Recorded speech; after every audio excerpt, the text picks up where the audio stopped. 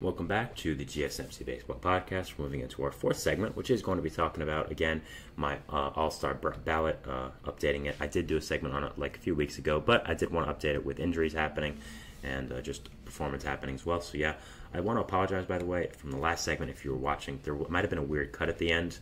I was recording, and it magically gave out in the middle of my recording because it said I didn't have enough space. So I had to delete some things and come back. But just sorry about that if that was a little weird or there's a weird cut. But hopefully it's better in post-edit. So, yeah. So we'll be starting off with the first base position. So let's get into it. So first, at first base from the I chose from the Philadelphia Phillies, Bryce Harper. And as much as it is weird hearing Bryce Harper be a first baseman, in my opinion, he was the correct pick for this decision. There were so many people I could have picked here. I mean, really, I was between him and Freddie Freeman. Freeman's having an absolutely incredible season, but I did want to go with Harper for a few reasons. One, first of all, I think the storyline of him transforming into a first baseman after being an outfielder his entire career was very, very cool, and just being able to flawlessly make that transition is a testament to his talent. And I think people have this misconception that first base is some incredibly easy position. It's definitely easier than others, but it's still a very hard position. You're still scooping baseballs, you're still catching baseballs, throwing 80 miles per hour, throwing across the diamond. So the way he's been able to transform himself to be a first baseman has been very, very impressive. And also, overall, the Phillies are the best team in baseball right now, so I did want to give a little bit of props to Harper and his team. So I chose Harper really as a testament of that. Of course, there's one other Philly on this list. You see him, I'm sure you see him if you're watching on video. So overall, Harper was the decision for me at first base here. It is very hard between him and Freddie Freeman. I mean, those two guys are the elite of the elite first baseman. But I did end up going with Harper for the reasons I did say. Now, there are some other guys I want to shout out. Of course, Pete Alonso having a great season for the Mets. Michael Busch having a really nice season for the Cubs as well. You also are going to be having Matt Olson, also always a great player. Lamont Wade, Christian Walker, some other guys having great seasons at first base as well. But for me, it came down to Harper versus Freeman. At second base in the National League, I do have from the Arizona Diamondbacks, Ketel Marte. Marte is having an absolutely amazing season right now. Might be in the top 5 MVP right now, and it's just really there was no competition for me at this decision. I thought Marte was having the best season all around for second baseman in the National League. Has been a really, really great player for a long, long time now, and is finally putting a lot of it together for this year. I mean, has been great before, but this might be his best season yet. So, yeah, has been absolutely fantastic this year.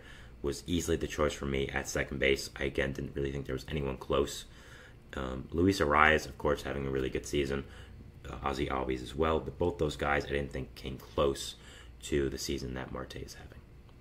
Third base here, I have from the Philadelphia Phillies, Alec Bohm. Now, if you would have told me that Alec Bohm would be an all-star at the start of the season, I would probably laughed in your face. Because Bohm was not a guy I had on my radar breaking out and being able to do what he has done this year. Has been fantastic, just incredible. I mean, is one of the biggest reasons why the Phillies have been as good as they have been this year. And Jet has done really, really great. Overall, has just had a fantastic season overall. And yeah, has broken out in a real way, and has been fantastic this year. Now, there were some guys, of course, I were considering as well. You also have from the Rockies, Ryan McMahon. McMahon really was the guy I was debating with Bohm, but I decided to go with Bohm just because I think the season he's having is a little bit better, and also, of course, the Phillies are a much better team than the Rockies, and I think that does matter when factoring in All-Star. I'm 100% confident that McMahon is going to get in the All-Star game because every team, of course, needs a representative, and who else are you going to pick for the Rockies? No one else is good, so McMahon is going to get in. I decided to give the starting spot to Bohm just because I think he's having the better season, and of course his team is as well, so I did end up going with him. Now, at shortstop is where people might get mad, and this is my decision. I think it's the right one, and I'm going with from the New York Mets, Francisco Lindor. Lindor is quietly, again, having one of the best seasons in Major League Baseball. He's always a slow start. Always first month he's horrible, second month he's bad. Then after that, he really kicks it up a notch, and has he done that this year? Since moving to the leadoff spot, the Mets have done so well. Lindor's done incredible, been one of the best players in all of baseball, I'd say. And yeah, overall has just been a absolutely fantastic, amazing player. and has just been so incredible for these past few weeks or so. While the Mets have been doing as good as they have been, of course we know about the storyline of them and Grimace and all that fun stuff. But Lindor hitting like he's supposed to be has been one of the biggest additions for them, and has been absolutely incredible, amazing player, and somehow has had 4 straight great seasons with the Mets. Never made an All-Star game yet, so I'm hoping that changes. He deserves it, and as a Mets fan who gets to watch him every day play, it is a joy, and his defense is absolutely incredible.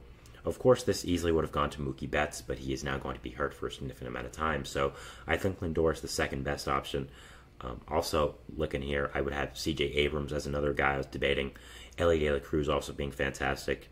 Trey Turner, Mason Wynn, those guys are all great, but I did go with Lindor for the performance of the Mets these past few weeks and how well he has done since moving to the leadoff position, so I did go with it. All right, so going into the outfield now, we have first from the San Diego Padres, Jurickson Profar. Profar has done fantastic this year. I've talked about him a good amount in the show, how well he has done and how just amazing the season has been for him. Signed a 1-year, $1 million contract with the Padres in the offseason, and man, has that been worth it. Really has broken out this year, been so incredible, and yeah, it's just been a huge piece of what the Padres have been doing this year.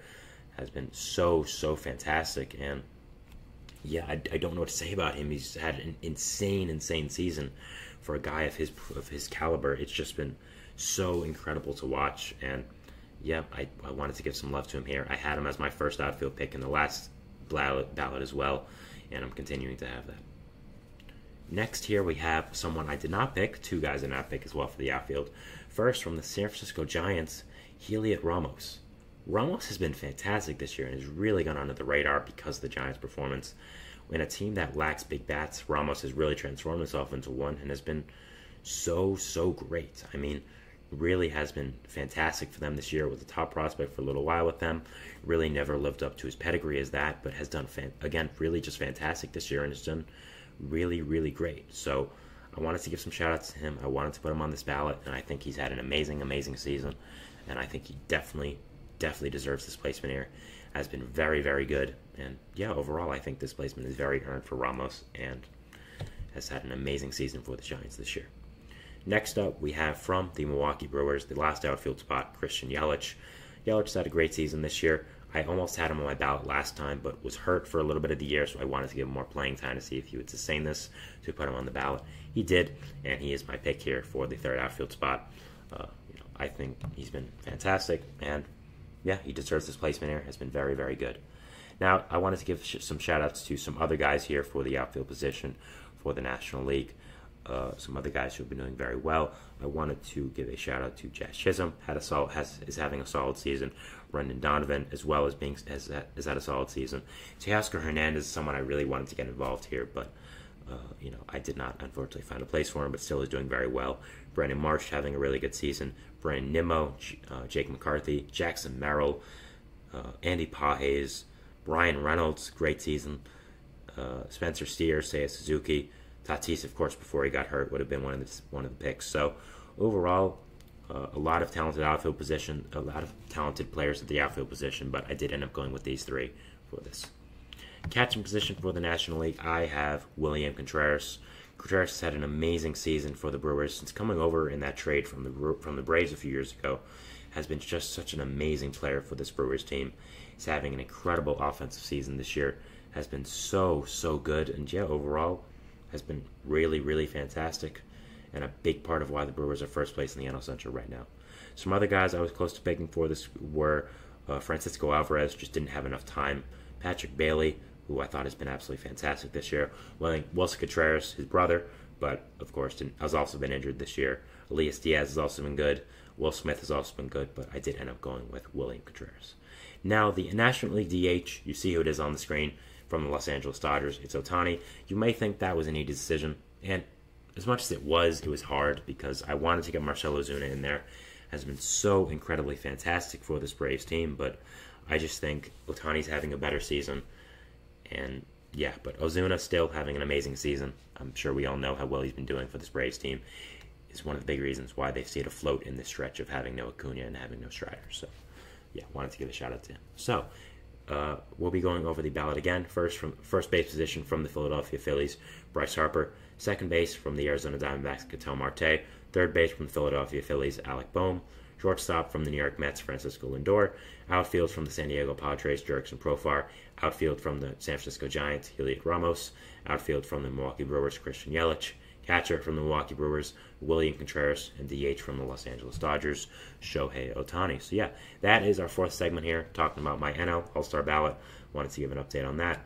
Moving into our fifth and final segment here, which is going to be talking about a little bit of a mock draft. So, of course, tonight is the NBA draft. So that is very exciting. I will be watching that. Always love the draft. And because of that, I did want to give a little bit of MLB draft talk. I'll be giving my first official top 10 of the mock draft. So, yeah, I'll be going over the guys I have picked there. I've picked in the positions they do, why, and yeah. So, we'll be doing a mock draft when we come back. So, thank you, and see you after the break. Fourth and final one. So, thanks, and bye.